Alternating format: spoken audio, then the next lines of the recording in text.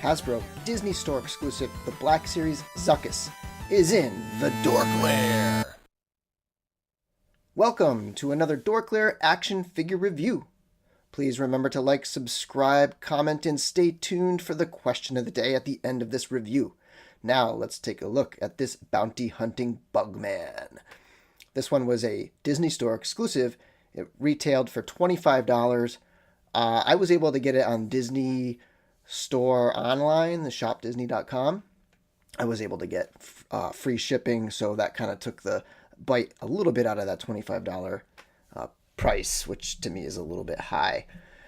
So this was released in November of 2018, so this was just recently. And along with Dengar, Zuckuss completes the bounty hunters from The Empire Strikes Back. So that's kind of a little bit of a milestone for the line. And I think this is a solid release. I think the highlight here is the head sculpt with all this really nice detail. And it actually has a little bit of a surprising amount of articulation, which is, kind of welcome. So let's take a quick look at the packaging. So here we have the box. Typical Black Series box with the Gregory Titus art on the front. And there's no number on the side because this is an exclusive. And you get some more art on the back with a description. This one does have a sticker here with the price on it from the Disney Store. And then, it's got that name on the side, Zuckuss. So, red box, I kind of wish they would maybe move on from the red box. But, it is what it is. Pretty typical. And taking a look at his size, let's get him in here. We'll compare him to a couple of the other bounty hunters. So we've got Forlom. And we've got Bosk. And so I did take a look at the film, and he is definitely short. He maybe seems a little petite, like a little, he might seem kind of thicker in the movie, but he's definitely not tall. So it makes sense that he's going to be shorter than these guys. And in terms of the height, he comes in at 5¼ inches, pretty much. Just slightly over 5¼ I think. So he's a pretty small guy. I was kind of surprised, but when I went back and looked at it, he seemed to be pretty accurate to the film. So let's take a look at the head up close. This is where I think the highlight is. I think that the sculpt work and paint on the head is awesome. It looks really good. Silver eyes. There isn't too many like messy spots. You've got that silver mouth there. You've all that detailed sculpting of that creepy alien head. You even have this weird canister that's actually creeping me out. I don't know what the heck that is. It's weird. And then you have the harness bib apron thing that he's got on the back of it. It's got this silver mechanical box, which I'm sure is pumping some sort of like insect food into him or something like that, or giving him the ability to breathe in various atmospheres. Nice weathering on it, nicely sculpted, and it's got some textures to it, and you've got pouches in there.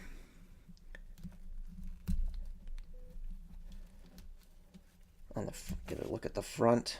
It looks good.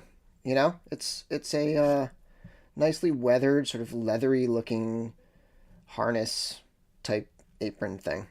He's got these, I don't know, tentacles, whatever, breathing things, that tubes, whatever, that come all the way down. Those tuck down under here, and they're sort of like attached to this. So I imagine if you were to try to take his head off, or maybe these, I'm not sure if those would come out, but it's all sort of attached together. And then you have the sculpt work of the hands. My hand has some weird stuff going on. It was like stuck, and like the paint is all weird in the joint. I don't know if you can really see, but it's like paint scraping off in the joint. The hand is a solid color, but it's sculpted nicely. The arms themselves actually have some weathering on there. They have some of that wash that makes it match the head. And then you can come down to the legs and see that the legs are mostly one color, nicely sculpted boots and whatnot. Except for that, the only thing is that the feet do have some weathering on them.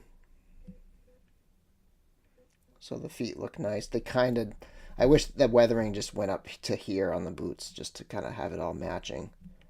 But no big deal, because it's covered by this really nice duster. I don't know, what is he wearing? He's wearing this robe type thing. It's got basically like almost a camouflage pattern that gives it that worn out look. So if you look close, if you look from far away, it just looks worn out. But if you look close up, it's actually like a pattern. It's like camouflage or something. Kind of nice. It's got a nice feel to it. Feels durable. It's got a split here. So, if you want to get him into a wide action stance, like you might see him in the comics, you could do so. No limitations there. Sometimes figures get like stuck and you can't do much when they're stuck in this like tube or whatever.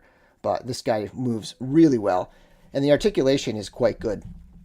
He has the head is on a ball, but it doesn't move up and down very well. I think it's on a ball.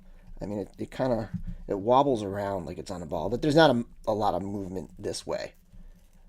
There is a lot of movement this way. He can turn side to side, so if you want to get him into like some side looks, maybe shooting the gun or aiming the gun or something like that, you can do so. And then the shoulders come out this far. They will go all the way up and around, if it weren't for the fabric cape. They do, surprisingly, which is really nice, have double jointed elbows.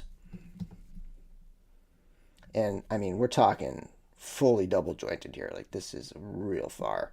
So if you wanted to have him get his hand out like this, and then get this hand up with the this hand rocks the other direction, so this hand rocks this way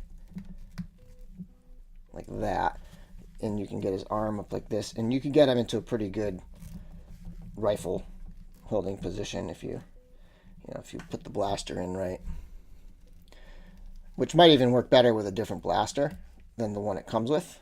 But he can aim his blaster pretty well if you maneuver him just right. And speaking of the blaster, well, let me finish with the articulation on the legs first. The legs are also double jointed. There's a swivel up at the thigh, and then there's also a ball joint at the hip. So quite a lot of range of motion in that leg. And then the ankles are on rockers like this. Okay, and then so for the blaster, the one accessory he comes with, it does have a little bit of paint, but otherwise it's pretty plain.